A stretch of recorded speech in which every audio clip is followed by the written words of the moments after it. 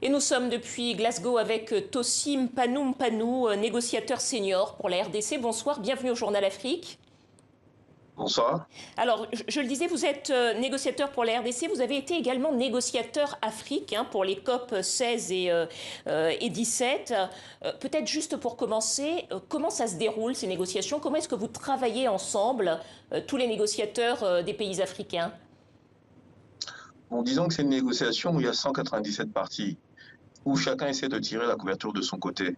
Et donc, si vous venez en tant qu'Africain avec juste la position de votre pays, elle sera très rapidement diluée, puisqu'il y a tellement de pays influents autour de la table. Et donc, les pays africains se mettent ensemble, se coalisent, définissent une position commune qui tienne compte des intérêts des uns et des autres et vont ensemble la défendre. C'est un peu la stratégie du groupe africain qui ensuite fait monter donc cette stratégie commune au niveau de la commission ministérielle africaine sur l'environnement. Et ensuite, cette stratégie commune monte au niveau du comité des chefs d'État et de gouvernement sur le climat, qui s'appelle donc le CAROSC. Et précisément pour cette COP26, quelles sont les priorités pour le continent africain? Écoutez, la priorité des priorités pour le continent africain a toujours été l'adaptation. Nous sommes le continent qui contribue le moins aux émissions de gaz à effet de serre, 4% des émissions globales, et pourtant le continent est extrêmement vulnérable face aux effets néfastes du changement climatique. Donc la priorité des priorités demeure l'adaptation. Et bien entendu, le financement, le nerf de la guerre, est également important. Donc en venant ici, nous avons introduit deux points à l'ordre du jour. L'un portant sur l'objectif global de l'adaptation, et ce point-là donc a été inclus dans l'ordre du jour. L'autre point que nous avons essayé d'inclure dans l'ordre du jour, c'était la reconnaissance des circonstances particulières de l'Afrique.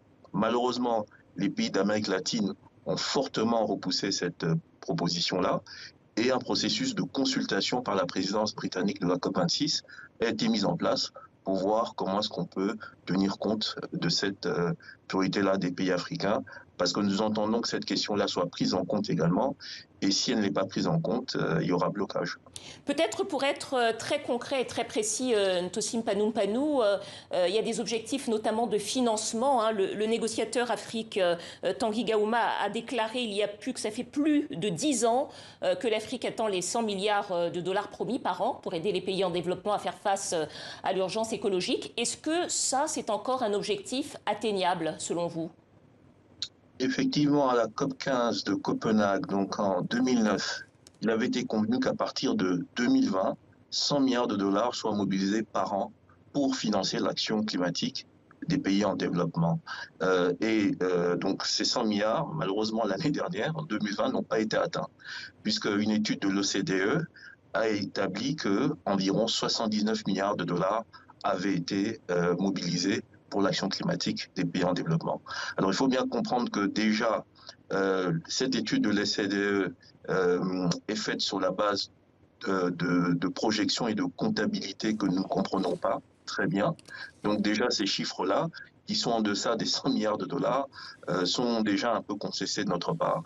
Alors qu'à cela ne tienne, 100 milliards de dollars, c'est un chiffre rond, c'est un chiffre politique qui a été adopté, mais qui n'est en rien en adéquation avec les besoins des pays en développement. Le groupe africain estime qu'il faut 750 à 1300 milliards de dollars par an pour financer l'action au sein des pays et donc en développement. Et donc les 100 milliards ne sont pas suffisants, mais ils ne sont même pas encore atteints. Et donc c'est un objectif que vous allez tenter, sinon de décrocher, du moins vous allez essayer de vous en rapprocher, j'imagine. Oui, on va essayer de pousser pour que donc cet argent soit mobilisé, mais d'après les décisions de la COP, cet objectif établi pour 2020 doit être réévalué en 2025. Et donc on voudrait que s'il soit réévalué, qu'il le soit sur la base d'éléments scientifiques, objectifs, qui puissent refléter un chiffre qui soit véritablement en adéquation avec nos besoins. Qui plus est, ce financement climatique, nous voudrions qu'il soit essentiellement du fonds et des prêts hautement concessionnels, parce que nous savons que le secteur privé, malheureusement, s'il s'invite dans la danse, il viendra avec des conditions qui ne sont pas très favorables pour les pays africains, qui pour la plupart doivent financer des actions d'adaptation qui n'ont aucune logique en termes de retour sur investissement. Tossim Panoum-Panou, peut-être une dernière question en quelques mots, il nous reste assez peu de temps. Vous êtes le négociateur RDC, vous avez précédemment été négociateur Afrique. Peut-être juste un mot pour dire quels sont les objectifs que va tenter d'obtenir, quels sont les objectifs de votre pays, la RDC?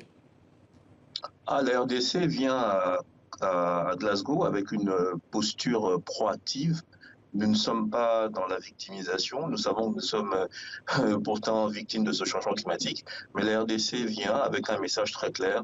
Nous sommes un pays solution. La RDC, avec ses forêts, aide à la stabilisation du climat mondial. La RDC, avec ses minerais stratégiques aujourd'hui, participe à la décarbonation des mix énergétiques et de l'industrie automobile. Et la RDC, avec son potentiel énergétique en termes d'énergie renouvelable, 100 000 mégawatts de potentiel hydroélectrique, 90 000 mégawatts en termes d'autres énergies renouvelables, telles que le solaire, l'éolien. La RDC peut aider à décarboner tout le mix énergétique africain. Mais la RDC, pour pouvoir jouer sa partition, a besoin de renforcement de capacité, a besoin de transfert de technologie, a besoin de financement. Ce que vous allez donc tenter de négocier à cette COP26 à Glasgow. Merci beaucoup, Tossim Panoum-Panou, négociateur senior pour la RDC, ancien négociateur Afrique. Merci à vous.